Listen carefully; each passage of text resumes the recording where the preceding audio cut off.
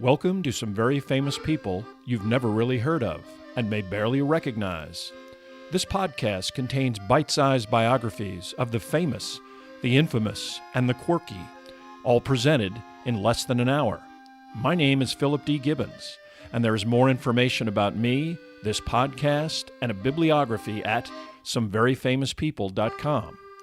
At the conclusion of this presentation, there will be additional suggestions concerning further information about today's subject, Paul Gauguin.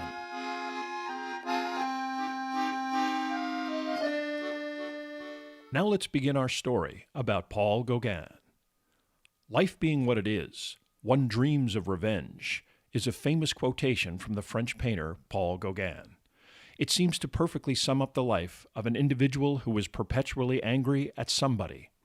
But the complete quote also includes the phrase, and has to content oneself with dreaming. Written in 1903, only months before Gauguin's death, it must have been an acknowledgement by the painter that he would never achieve the recognition and success that he chased for an entire lifetime. Alienated from his family, living on a remote Polynesian atoll, and in constant conflict even with the modest authority figures of this environment, his quest would soon come to a lonely and bitter end, a fitting conclusion to the life of one of history's most famously alienated and enigmatic artists. From his very first days, Gauguin's life was filled with a volatile instability that must have affected his development. He was born in Paris on June 7, 1848. His father, Clovis, was a journalist. His mother, Aileen, the daughter of Flora Tristan, a seminal feminist writer of the early 19th century.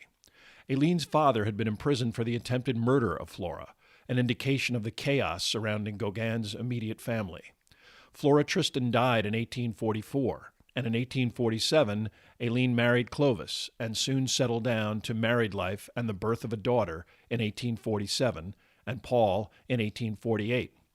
But the political unrest of Paris forced the young family to think about heading into exile. Clovis, an outspoken liberal opposed to the impending restoration of Louis Napoleon as the eventual Napoleon III, decided that staying in France would ultimately result in his political persecution. Aileen's mother had prominent relatives living in Peru. In fact, much of Flora Tristan's life was spent unsuccessfully pursuing what she felt was her rightful inheritance from the landed gentry on the maternal side of the family. To this economically uncertain destination, the family set out on a grueling voyage in a twin-masted ship. So grueling, in fact, that Clovis Gauguin dropped dead of a heart attack off of the coast of Argentina. After a hasty funeral, Aileen continued on to Lima and her relatives. The patriarch of the family, Pio Tristan Moscoso, was Aileen's mother's uncle and was surprisingly hospitable to the daughter of Flora Tristan, whose iconoclastic writings caused the family considerable embarrassment. Paul Gauguin was 18 months old when he arrived in Peru. He would remain there until the age of 7. The anticipated tyranny of Napoleon III never materialized, and political unrest in Peru and the disposition of Aileen's deceased husband's father's estate brought the family back to Orléans, France, and the household of her former husband's brother, Isidore. Still, this brief childhood experience would perpetually allow Gauguin to proclaim himself in his own self-aggrandizing words, both a savage from Peru and a descendant of a Borgia of Aragon, viceroy of Peru. Gauguin found the provincial life of Orléans so dull and unfulfilling that at 17, after several years of secondary school education, he decided to join the merchant marine as a seaman, and soon found himself en route to Brazil and various other international destinations. He would remain a sailor until the age of 23, emerging from this experience as a full-grown adult, physically stronger and more self-confident. His mother died in 1866. In her will, she left him a few modest possessions and the admonition to get on with his career, since he has made himself so unliked by all my friends that he will one day find himself alone. Through family connections, Gauguin's career took another surprising turn. Following the disaster of the Franco-Prussian War, the French economy suddenly experienced a financial boom that established the French stock exchange as a thriving economic concern. This financial market, housed in the Paris Bourse, became a place of employment for Gauguin. A prominent relative of his mother secured him a position within one of the numerous brokerage firms of the stock market. Although Gauguin is frequently described as a stockbroker, in fact he occupied more of a back-office function, reconciling stock purchase settlements in a role more suited to an accountant. How he was able to transform himself from sailor to this white-collar occupation indicates an innate intelligence and adaptability, if nothing else.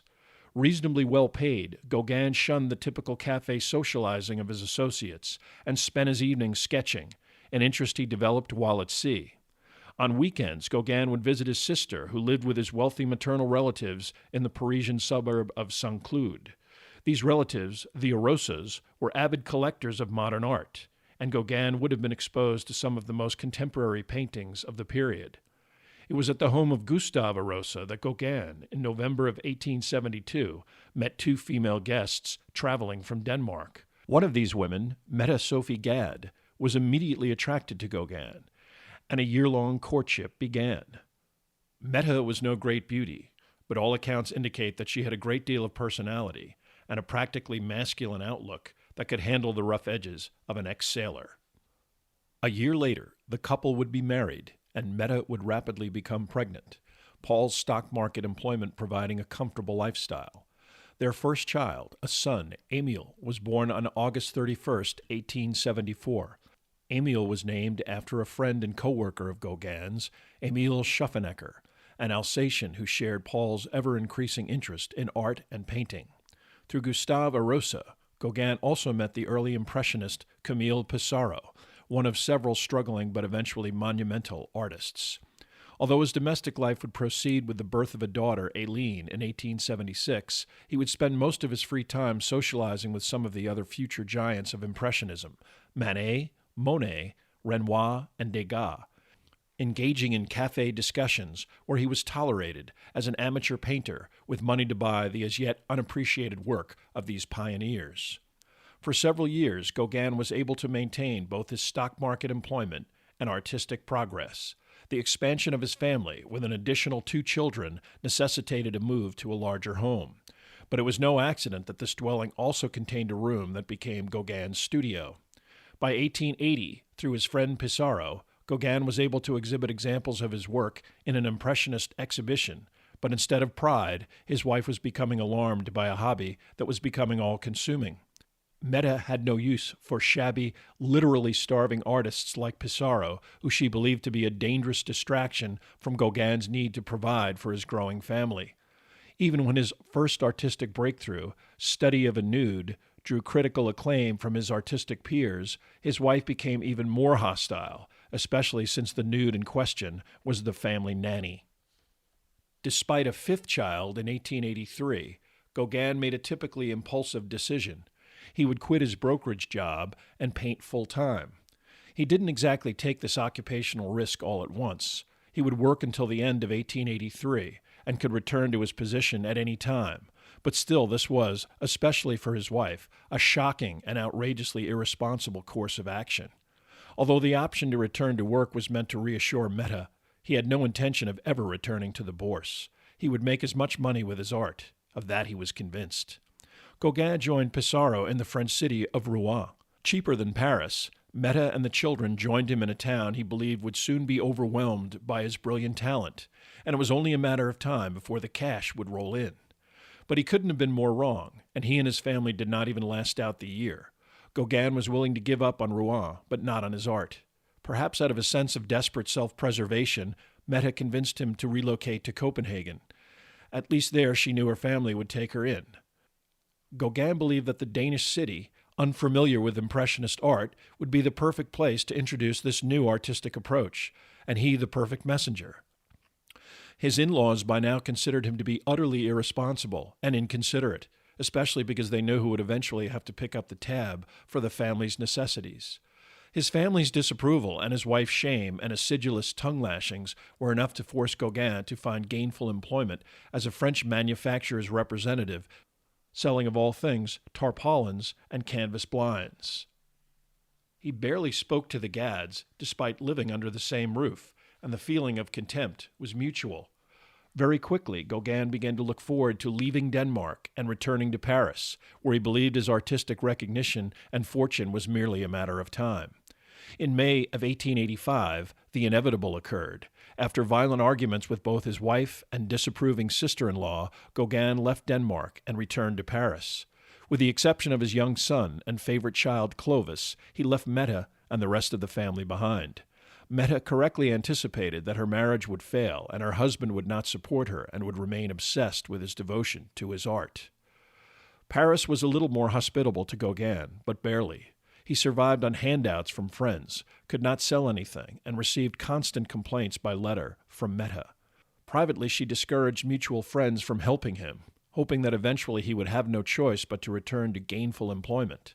But Gauguin dug in his heels. He left his son with his now married sister and knew true hunger and deprivation for the first time in his life. His situation did little to add to his already disagreeable and unpleasant disposition. He became desperate enough to even try to find a job at the Bourse, but his strange appearance and embittered outlook was evident and put off any potential employers. By the winter of 1885-86, he was living on bread crusts so that he could still provide his son with at least modest nourishment. Finally, in May of 1886, he was prominently featured in yet another Impressionist exhibition arranged by Pissarro, and this time he was able to sell some of his work. He installed his son at a pension and decided to again leave expensive Paris to stretch his money as much as possible, this time in a small village in Brittany, Pont-Aven. For the French, Pont-Aven was a small port town with a few mills serving an industrial purpose. Initially discovered by American and British artists as an inspirational backdrop, Gauguin was one of the first French painters to take up in the village. Referred to as sympathetic pension owner, Madame Glonac, Gauguin spent the summer of 1886 refining his craft and serving at the center of a small group of avant-garde artists who tolerated his expansive opinions on art and life in general. At 38, Gauguin was the oldest member of this eccentric community, and practically an elder compared to most of the other artists in the town. It was in Pont-Aven that Gauguin would meet Émile Bernard, another talented cutting-edge impressionist with a Parisian reputation. Unlike Gauguin, Bernard had wealthy family connections that were still financially supportive, waiting for him to outgrow his youthful artistic aspirations and ultimately settling on a serious career. He was also more formally trained than Gauguin, having studied in an atelier in Paris, one of the many art schools that had sprung up to instruct the numerous aspiring artists of the time period. Gauguin was standoffish and paid little attention, even when Bernard mentioned a talented fellow student, Vincent van Gogh. Gauguin couldn't have cared less about another aspiring painter, but he did know the name Van Gogh. Vincent's brother Theo was well known in Impressionist circles as a manager of an art gallery and one of the first in the Parisian art world to enthusiastically exhibit and sell Impressionist paintings. Gauguin stowed this information away for future reference. Unfortunately, as the summer dwindled, the expats returned home and the French returned to Paris. Gauguin had received plenty of encouragement in Pont-Aven, but he didn't sell a thing, and it was clear that Brittany was no place to spend the winter. Gauguin returned to Paris, dreading another cold season that did prove to be dreadful. By March of 1887, in a letter to his wife, who still occasionally sent money, he proclaimed, "My sufferings have passed the limit of human endurance." His sister Marie, worried that he would become an economic burden, encouraged him to consider working with her husband, Juan Uribe, who was attempting to exploit commercial opportunities in Panama concerning the attempted construction of a canal. Initially, Gauguin refused the offer, but as time wore on, the concept of returning to the tropics, a place where he could live on nothing and be left in peace, began to take hold. If he couldn't make it, he assumed he could always tap his brother-in-law for money. If Panama didn't work out, he believed that the Panamanian island of Taboga was another possibility. Without warning, in April 1887, he decided to leave Paris. To his wife, he proclaimed a familiar theme. "I am going to Panama to live like a savage. I will take my colors and my brushes, and I will rebaptize myself far from humankind." Gauguin had convinced a fellow Pont-Aven artist, Charles Laval, to make the trip with him. The sketchy plan called for the two to find work among the various canal construction projects. Gauguin believed that his brother-in-law would get him involved in more sophisticated financial employment and didn't think he would ever have to resort to such menial undertakings. There was also the matter of his son, Clovis, who Gauguin had sloughed off on his friend Schaffenecker, and who he now implored Mette to retrieve to Copenhagen. She ignored his letters and requests, so he at least got his friend Schaff to agree to look after him until he returned. Gauguin was stunned when he went to Schaffenecker's house for a last goodbye and found Mette there, intent on returning Clovis to Denmark. Her unannounced visit certainly put her attitude towards her husband in perspective and made for some awkward conversation. It must have been a melancholy train ride to the port of Saint-Nazaire, where Gauguin would board his steamer to the New World. Predictably, this scatterbrained scheme resulted in a harrowing outcome. While a great deal of effort and money had gone into plans for a canal, the project had resulted in numerous chaotic and disorganized enterprises, with various outfits attempting a disjointed assault on the isthmus. Wretched conditions and the threat of malaria ensured that only the dregs of Europe and the Americas would attempt to find employment in the various shanty towns that had sprung up along the canal's work sites.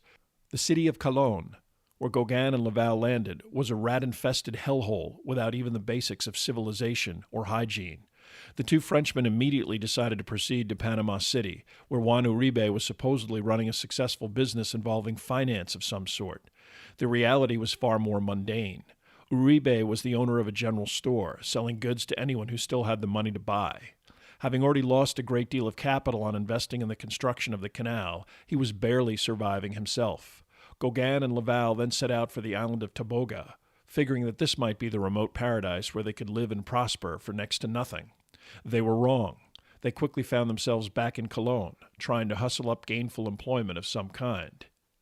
Gauguin, based on his former employment as an accountant, was able to find work briefly with one of the French engineering firms trying to build the canal, but this job only lasted a few weeks before the firm gave up and laid off its entire staff. Gauguin and Laval had enough money to sail to Martinique, a more pleasant French island territory in the Caribbean. It was here that they would eventually realize their dream of living for nothing in one of the abandoned shacks in the tiny settlement of Les Carbets, a few miles from the larger, prosperous city of Saint-Pierre. Gauguin was able to get some painting done, but there is little record of what he did for the 6 months that he spent on the island. In fact, there is little left of the city of Saint-Pierre. In 1902, a remarkably violent eruption of the nearby Mount Pelée wiped out the bustling city and most of its 30,000 inhabitants.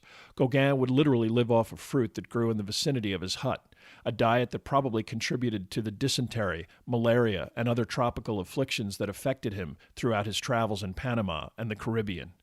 In November of 1887, Gauguin was back in Paris. He had earned passage by signing on as a seaman on one of the many ships that traveled between France and Martinique. Once again, he prevailed on his friends for money and a place to stay. To the familiar circle of impressionists, some new faces had emerged: a patrician dwarf named Henri Toulouse-Lautrec, and the brother of Theo Van Gogh, Vincent, made Gauguin's acquaintance. The latter even proposed that they leave Paris and begin an artist salon in the south of France, in Provence, where they could create in peace and tranquility. Even for the impetuous Gauguin, this scheme seemed ridiculous, especially in light of the moody and erratic personality of Vincent, who also didn't impress him with his artwork. No, Gauguin already knew that he would head for Brittany, to Pont-Aven. He would not even wait for the summer, arriving at the familiar pension of Madame Glonec, now a devotee who accepted an occasional canvas in lieu of payment for both food and lodging. Gauguin also had some cash generated by sales of paintings by Theo Van Gogh. Madame Glonec knew of Gauguin's growing reputation within the artistic community and sensed his presence would attract other artists during the busy season. By summer, these artists did materialize, with Gauguin the center of this group that historically would be identified as the Pont-Aven School, a cadre of groundbreaking impressionists. If Gauguin was to retain his place of prominence among some of these upstarts, he would need to break new ground, which he did with his Vision After the Sermon, Jacob Wrestling with an Angel. This painting, with its surreal elements, pushed Impressionism in even more radical directions and has even been critically described as the birth of modern abstract art. Typically, when Gauguin tried to donate the work for display in a nearby church, it was adamantly refused. He still attached a great deal of importance to the painting, and when he consigned it to Theo Van Gogh to be sold, he attached a price he knew was too high, a clear sign that he did not want to sell. With the summer ending and the inevitable dispersal of the Pont-Aven group back to Paris, Gauguin was forced to ponder his next move. Usually his decisions would be dictated by money or the lack of it, but this summer produced a situation that had badly wounded Gauguin's substantial ego and pride. Émile Bernard had brought his sister Madeleine with him for the summer. Even at 17, Madeleine Bernard was a stunningly beautiful woman, and Gauguin was immediately smitten in a fashion that hadn't occurred since his breakup with his wife. But not only did Madeleine reject his advances, she became deeply involved with Charles Laval, a romance that ultimately would lead to the couple's engagement.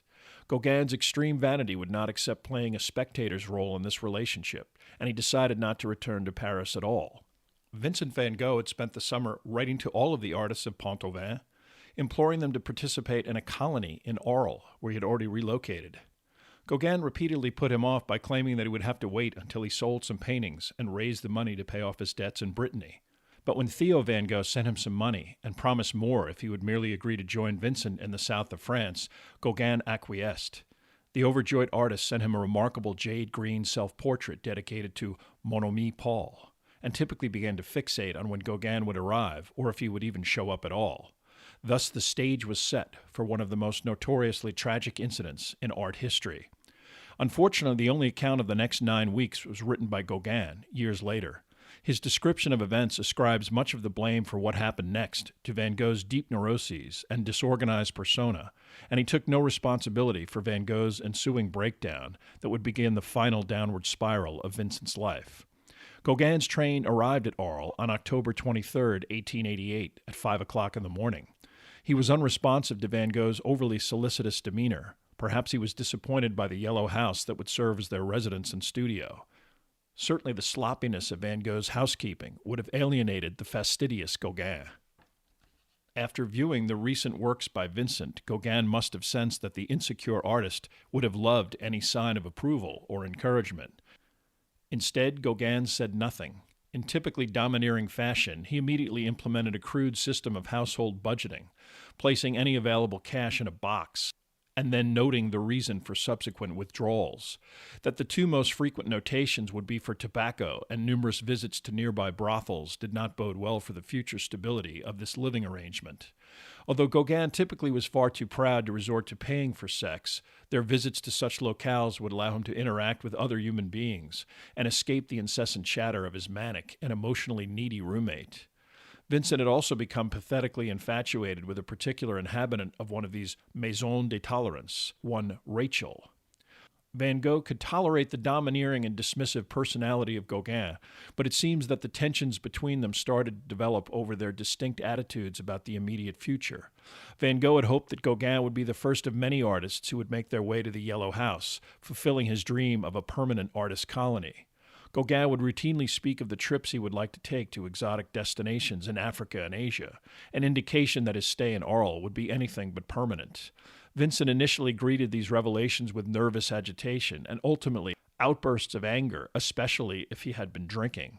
Unable to handle alcohol well to begin with, his drink of choice was typically absinthe, a substance bound to upset his already tenuous grip on stability. In his own words, Van Gogh described their personalities. Between the two of us, he like a volcano, I boiling inwardly, a struggle of some sort was inevitable. A terrible rainy season ensured that Gauguin and Van Gogh would spend most of their time shut up in the Yellow House, unable to paint outside. They spent much of their time in philosophical discussions that ultimately became hostile, Gauguin condescendingly dismissive towards all of Van Gogh's opinions, especially when it came to art. When they were able to paint, Gauguin rarely acknowledged Van Gogh's talent, instead continually lecturing him on how to improve his work.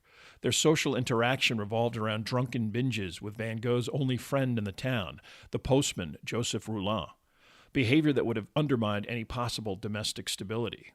It was not long before Gauguin would awake in the middle of the night and find Vincent silently staring down at him. A sequence of events in late December brought about Gauguin's inevitable departure. As the weather kept them painting indoors, Van Gogh returned to his familiar motif of sunflowers. Gauguin painted a portrait of Vincent at work. The result horrified and angered Van Gogh. "It is certainly I, but it's I gone mad." That night at a cafe, an argument culminated in Van Gogh throwing a glass of absinthe at Gauguin, who dragged him home and put him to bed. Although Van Gogh tried to apologize, Gauguin responded by saying he could no longer stay because he might respond to such future outbursts by strangling Vincent. He spent the rest of the day, December 23, 1888, packing up his possessions and ignoring his distraught roommate. According to Gauguin, after their evening meal, he left the house briefly to get away from this uncomfortable scene. Walking across a nearby square, he suddenly turned to see Vincent rapidly approaching him, a straight razor in his hand. Of course, all it supposedly took was a stern look from Gauguin to send Vincent skulking back to the yellow house. Regardless of the truth concerning this encounter, the tense atmosphere was enough to prompt Gauguin to spend the night in a nearby hotel. Early the next morning, Gauguin returned home to a chaotic scene. The house was thronged with police and curious bystanders. As he made his way past blood-stained towels and more blood on the staircase, Gauguin was confronted by a police investigator who asked what he had done to Van Gogh. Vincent was curled up in his bedroom, his head swathed in makeshift bandages. Gauguin was not sure if he was dead or alive, but luckily Vincent was merely unconscious, and Gauguin explained that he had not been present when Van Gogh was injured. The police let him go. He immediately proceeded to summon Theo Van Gogh by wire. Vincent's brother arrived to take charge, and Van Gogh was placed in the local insane asylum. The exact sequence of what transpired after the alleged confrontation between Gauguin and Van Gogh will never be known specifically. At some point, Van Gogh used the razor on his earlobe, wrapped the severed result in newspaper, bandaged his ear haphazardly, walked over to his favorite Maison de Tolerance, and requested that his package be delivered to Rachel with the admonition to guard this object carefully. Upon receipt of the mutilated body part, Rachel fainted, police were summoned, and it was not long before Van Gogh, already a locally acknowledged oddball, was located in the Yellow House. Gauguin had met Theo's train when he arrived at Arles, and he would return to Paris with Vincent's brother, but he would refuse any future requests by Van Gogh to meet with him, and the two artists never saw each other again. 18 months later, on July 29, 1890, Van Gogh would die in Auvers-sur-Oise, France, from a self-inflicted gunshot. Again for Gauguin, it was back to Paris. Again his friend Schaffenecker would take him in. This time Gauguin would repay Emile by painting a portrait of the entire family, a perhaps too honest rendition of a cross Madame Schaffenecker portrayed at 3 times the size of her husband, who appears practically servile. It didn't go over well. Even so, Schaffenecker was more enthusiastic over a bit of guerrilla marketing that the Impressionists were planning around the upcoming Exposition Universelle, the international fair that would reveal the Eiffel Tower to the world. Traditional, academically trained painters would be exhibited as an officially sanctioned part of the exposition. Characters like Gauguin would not be on display. But the industrious members of the avant-garde would not be denied. Émile Bernard convinced a café concessionaire with a restaurant on the exposition's grounds to allow an exhibition of artwork upon the structure's walls. 8 artists participated, and the exhibit prompted quite a response. The public, having acclimated to a Monet or Degas, not sure what to make of this exhibit. Still, the paintings caused a critical splash and brought more interest to the likes of Paul Gauguin. Already bored by Paris, Gauguin looked to return to Brittany and was fortunate enough to be introduced by Theo Van Gogh to another Dutchman, Meyer de Haan. Clearly, Theo was not upset with Gauguin over the Arles incident, possibly because he had lived with his brother for 2 years, an experience that literally forced his hospitalization. De Haan was a successful businessman who had decided to pursue painting instead. Gauguin agreed to take him under his wing as long as De Haan paid the bills. They set off for Pont-Aven, but by June, Gauguin was already disgusted by the now overcrowded tourist destination. The word had gotten out, so Gauguin went to a more remote coastal village a few miles away, Les Poldus, a town with perhaps a few hundred residents. There he painted and talked of his desire to leave France for various remote spots, a military posting in Indochina, a house on Madagascar, when the inevitable huge check finally came in, Martinique perhaps, anywhere but Paris. The winter months descended, De Haan's money and the rest of their artist associates disappeared, and the gray gloom and stormy weather of the rugged Breton coast brought Gauguin to an emotional bottom. Never have I been so discouraged as now. Nothing to do but wait like a rat on a barrel in the sea. Gauguin would beg train fare back to Paris and escape these dreadful surroundings, but the cycle between the French capital and Brittany would continue. He inevitably received word of Van Gogh's death in the summer of 1890. His responses were typical. In a letter to Bernard, he stated that Vincent's death was a great deal of luck for him, the final end of his sufferings. He discouraged a memorial exhibit of Van Gogh's, maintaining that it would only promote the opinion that Impressionism was produced by the insane. In October 1890, in a bizarre twist, Theo Van Gogh would suddenly telegraph him in Brittany with word that money for an escape to the tropics was forthcoming. Subsequent news brought the overjoyed Gauguin back to reality. Theo's telegram was the result of dementia, driven by the onset of syphilis. He was now even more infirm than his brother. There was no sale and no money. More importantly, one of Gauguin's most supportive benefactors would disappear, dying in an asylum only 6 months after the suicide of Vincent. With the death of Theo Van Gogh and the realization that none of his compatriots would leave France for the exotic destinations that he continually fantasized about, Gauguin became fixated on a newer and even more remote destination, Tahiti.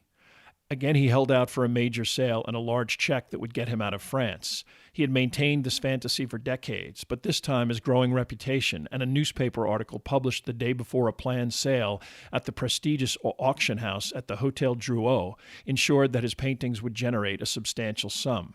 In all, 30 paintings were sold on February 23, 1891, including Vision After the Sermon and the portrait Beautiful Angela, which was purchased by Degas.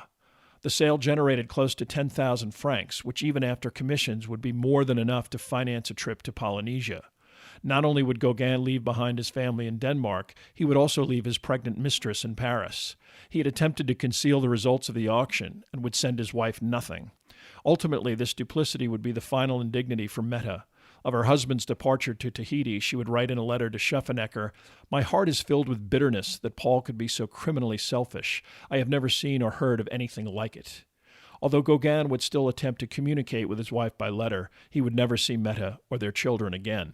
Gauguin's arrival in Papeete, Tahiti, in June of 1891 was initially greeted with great fanfare. But then even the occasional ship from civilization caused a stir on this remote island, and Gauguin quickly faded from public view. He didn't mind. He had a substantial amount of money and expected even more from a Paris public benefit held to raise additional support. But after a few months in the colonial capital, Gauguin became predictably disillusioned with Papeete, which he considered already spoiled by European influence. He rented a hut 20 miles outside of the city in the village of Mataia. One of the justifications for Gauguin's journey was his desire to access what he expected to be a vast trove of Tahitian art, something that was inaccessible to any of his European contemporaries. But Gauguin would also find out quickly that Tahitians no longer produced the types of wooden and stone artifacts that interested him. In fact, any objects offered as souvenirs were imported from Europe or the United States. Even so, Gauguin was mostly quite happy in this location, that at least had the coastal vistas of the ocean and stunning sunsets over the island of Moorea. For companionship, he moved a 13-year-old local girl, Tehemana, into his hut, which he justified by believing he was adhering to local customs regarding promiscuity and that the natives would have been offended if he lived among them and didn't take up with one of them. This idyllic existence lasted for approximately 18 months. Despite the ability to live off the land for the first time in his life, Gauguin still spent a great deal on tobacco, Western-style meals cooked in Papeete, and alcohol, all luxuries in Tahiti. The fundraising benefit had been a bust. The dealers who had promised to sell his paintings didn't bother to even respond to his letters, much less send him any funds. Although he had been quite productive, painting over 50 paintings and carving numerous wooden sculptures, he came to believe that to receive appropriate payment, he would have to return to France and sell these works himself. His wife Meta sent him only 3 letters during his first stay on Tahiti. She had no use for him romantically, or even personally, but she did let him know that she had finally been able to sell some of his early paintings in her possession. She felt fully justified in keeping the money for herself. In the summer of 1893, Gauguin was able to convince colonial authorities to repatriate him as he claimed to be destitute. His female companion was now pregnant with his child, but the child would be well cared for in his absence. He was sure of that. His native neighbors could not understand why he would leave. They had grown attached to this strangely charismatic foreigner. But leave he did, arriving back in France in August, a particularly poor time to return. Friends and potential benefactors would be scattered all over the continent. With only 4 francs to his name, he again desperately needed money. From nowhere, he got word that his uncle Isidore had died, Gauguin and his sister Marie, the only heirs. That Marie now lived with her husband in Colombia complicated the settlement of the estate, but at least now he could borrow substantial sums against this future asset. He got in touch with his mistress, Juliette, visiting his illegitimate daughter, already 2 years old. He spent 2,000 francs promoting an exhibit of his work at the prestigious Durand-Ruel Gallery, hoping that he would generate the same type of sales that occurred at the Hotel Drouot. But it didn't happen. Only 11 pictures were sold, half of these painted before he had even gone to Tahiti. Despite the financial failure of the exhibit, Gauguin became a prominent figure in the Parisian literary and artistic scene. His apartment, the site of weekly soirees, he lived lavishly, lent money to friends, and drank and smoked to excess. He painted a practically lascivious portrait of a mixed-race model, an alleged 13-year-old who would become known as Anna the Javanese, and then took the young girl, probably closer to 20 years old, as his lover. Dressed outrageously, accompanied by a monkey and a parakeet, the couple made quite a sight on the boulevards of the city. Gauguin was now spending his time attempting to write a book about his Tahitian adventures and working on the woodblock prints that would illustrate his work. As the spring of 1894 approached, he and much of his entourage decided to return to his former haunts in Brittany. Much had changed in Pont-Aven, but the town had grown tolerant of such outlandish characters. The same could not be said of the nearby town of Concarneau, and when Gauguin, accompanied by his mistress, her monkey, and several other acolytes on May 25th, an inevitable clash of cultures occurred. Strolling along the town's harbor, the sight of Anna attracted the negative attention of a bunch of children. When one of these children began to throw rocks, a companion of Gauguin's, Armand Seguin, slapped the child. Unfortunately, the boy's father, a man named Saubin, witnessed the assault from a nearby tavern and responded by punching Seguin, who jumped into the water to escape further punishment. Gauguin is alleged to have counterattacked, knocking down Saubin and tossing 2 more local assailants into the water. At the height of this melee, another attacker kicked him in the shin, and the man's heavy clog shattered Gauguin's ankle. He fell to the ground as more locals poured out of the bars and proceeded to kick and beat him into unconsciousness. Gauguin was seriously injured, transported back to Pont-Aven by wagon, and hospitalized. He would spend the next 2 months immobilized in a hotel room, coping with the pain of his injury with both morphine and alcohol. Anna quickly became bored and returned to Paris. Gauguin was determined to pursue a court case against both his attackers and a former innkeeper who had retained some of his paintings from an earlier stay in lieu of payment of his bill. She now correctly presumed them to be much more valuable and was refusing to return them. After sticking around Brittany until November, when these cases would be resolved, Gauguin got a token and unenforceable judgment against his Concarneau attackers and nothing from the innkeeper when the court ruled that he had never obtained a proper receipt for the work. He took the first train to Paris, where he was greeted with even worse news. Anna the Javanese had cleaned his apartment out of everything she could remove, including valuables, furniture, and artifacts from his trip to Tahiti. The only thing she left behind were his paintings on the walls, perhaps meant to be an insulting commentary on their value. The violent incident at Concarneau and subsequent events solidified Gauguin's desire to return to Polynesia.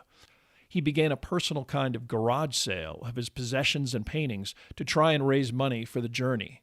Those he could not sell, he apportioned to various dealers in the hopes that they could do something with them in his absence. He packed anything that he felt he would need, as he sensed he would never return to France. He avoided informing Meta of his plans. Her only previous responses to attempts to communicate were requests that he send money. Émile Bernard, embittered because he believed that Gauguin had expropriated many of his techniques and gotten much of the credit that was rightfully Bernard's, was now a very prominent critic and enemy, although when he contracted it has never been determined. Gauguin was also starting to exhibit the skin lesions and other symptoms of secondary syphilis. It was under this depressing confluence of circumstances that he left France in June of 1895. It was Gauguin's intent to settle on the remote Marquesas Islands, where he presumed he would be able to access some of the primitive art that Tahiti lacked. But instead he found a beautiful spot on the western coast in Punauia, rented it, and built a hut to live in. He went in search of his first mistress, Tehana, but she was now officially married, and she refused to live with him. Not to worry, Gauguin settled down with another 14-year-old named Payura, who would bear him 2 children, of which one would survive. But life in the tropics soon returned to a predictable pattern. no income, and now serious health issues which would send him to the hospital for treatment, however primitive. Typically, this revolved around the application of morphine or some other painkiller. Gauguin's deteriorating health affected his productivity, but he still would produce some of his greatest works during this time period, especially Two Tahitian Women, now in the permanent collection of the Metropolitan Museum of Art, and the allegorical Where Do We Come From? What Are We? Where Are We Going? That is now in the Boston Museum of Fine Arts. But these and other works that he sent back to Paris sold for tiny amounts, if they sold at all. April of 1897 brought him even more grim news when his wife sent him a brief note informing him of the sudden death from pneumonia of his 19-year-old daughter, Aileen. Gauguin had clung to the fantasy that his daughter might eventually move to Tahiti and take care of him, which made this especially bitter news. When the owner of his plot of land died, the heir sold it, forcing him to find another place to live. He was able to convince bankers in Papeete to actually lend him 1,000 francs by convincing them that another plot of land had agricultural potential. He also built both a studio and a home and got himself in further debt to the builders. When his birthday passed on June 7th without word from his wife or his family, he finally responded to Meta with a letter that concluded, "May your conscience sleep to prevent you welcoming death as a deliverance." Neither Meta or Gauguin's children ever responded, and Gauguin never wrote to his wife again. Gauguin claimed in a letter that he had unsuccessfully attempted suicide in December of 1897. While this may have been merely another attempt to generate sympathy and cash will never be known, but his dire straits certainly made the scenario believable. Things grew so bad that Gauguin would ultimately be forced to take up a menial civil service position as a draftsman for the Public Works Department in Papeete. His pay, 6 francs a day. His status was now barely above that of the laborers he was involved with, no longer the brash professional artist of independent means. French society on the island snubbed him accordingly. Even his mistress left him, tired of living in poverty. Nevertheless, in 1898, he scraped together all of his completed works, including Where Do We Come From? He despaired, acknowledging in a letter to a friend that he could no longer even afford to paint anymore. I seem condemned to live when I have lost all moral reasons for living.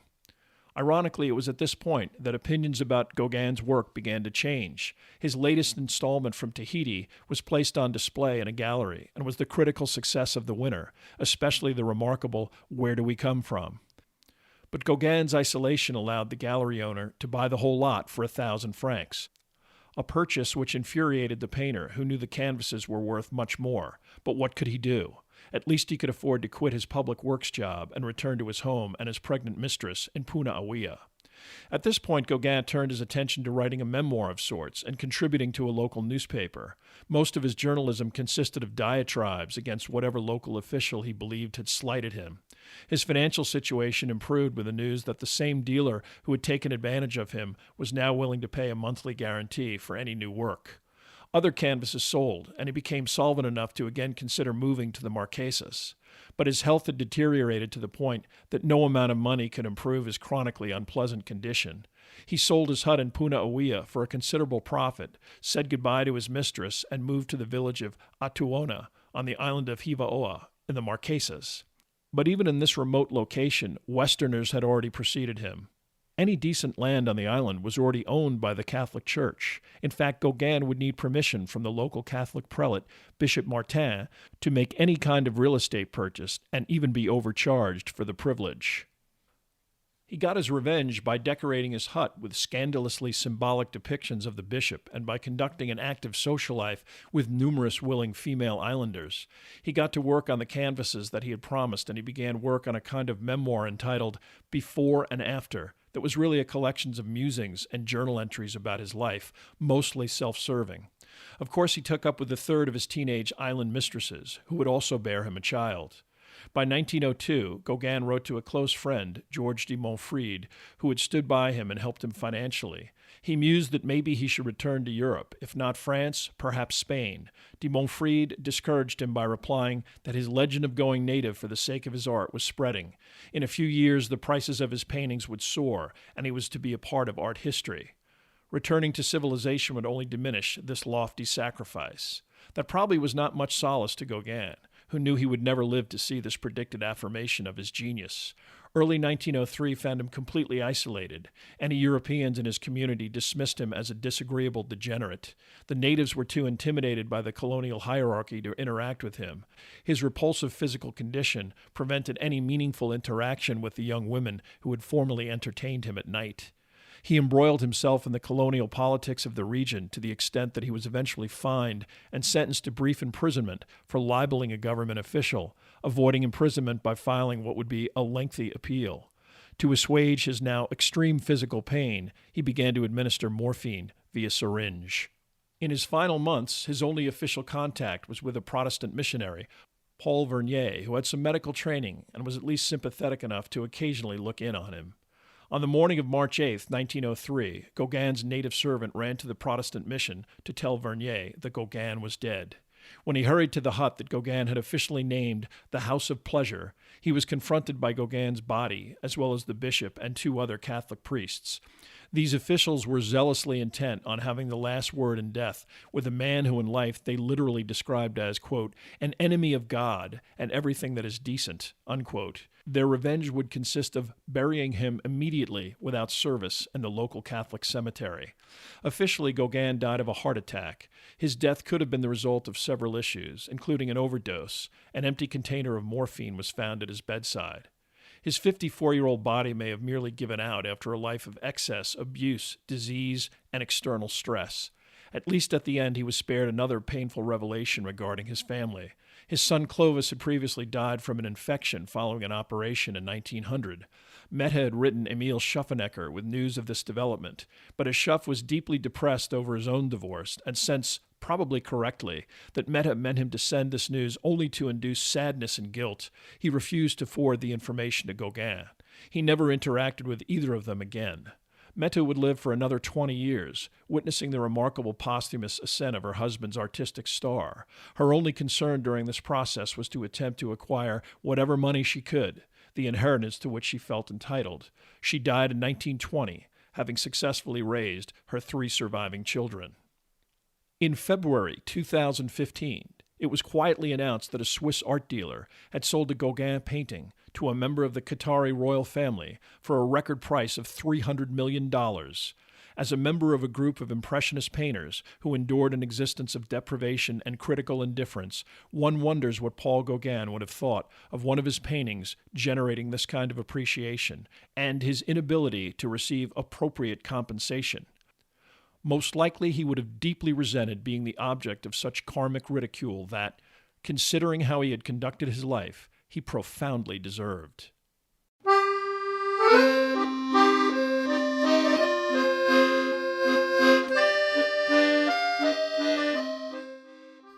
Thank you for listening to this podcast about Paul Gauguin. Much of the information for this podcast came from the books Paul Gauguin, A Life by David Sweetman, Gauguin by Henri Perichot, and Gauguin in the South Seas by Bengt Danielson. There are also additional photographs, bibliographical and musical information at someveryfamouspeople.com.